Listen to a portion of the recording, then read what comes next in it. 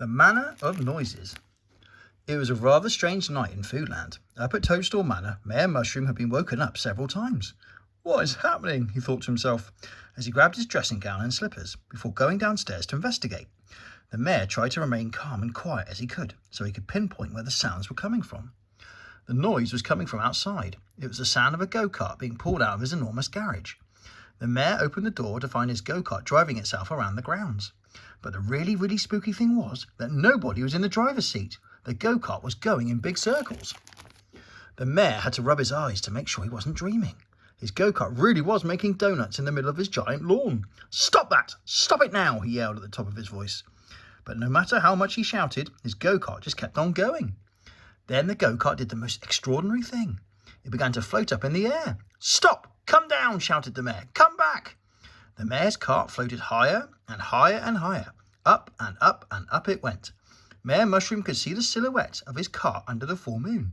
"What is happening?" yelled the mayor, and he began to chase after his go-kart, still dressed in his dressing gown. The go-kart floated all over Foodland, over the church in the town centre, over Town Hall and out towards Foodland Farm. The mayor was still chasing after it. He was feeling very tired. Eventually, the go-kart landed on the start line of the Foodland racetrack. The stadium lights lit up all around. Then they began to flash, on and off. What is happening? The mayor was spooked. Then the giant scoreboard flashed up. In big letters it said, "Don't give up on the go-karts. We need them, and you know it."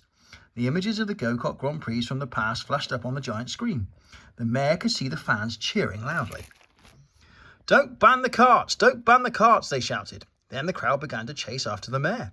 "Don't ban the carts! Don't ban the carts!" they continued. "Wah!" wailed the mayor. And then he woke up. It had all been a terrible dream.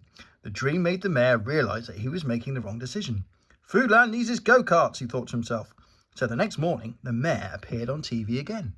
But this time, he was happy and smiling. He had another big announcement to make. "Hello everyone," he began. "I would firstly like to apologise to you all for my rash decision about the go-karts. I am therefore reinstating them, and you can all use them at the Grand Prix this weekend." The mayor wasn't public enemy number one anymore. Now he was popular again. And when Bread and Milk heard the news, they smiled and grinned at each other. "I don't know what magic trick you pulled, Bread, but it really worked," laughed Milk. "Ha ha!" And that's the end of the story. See you next time.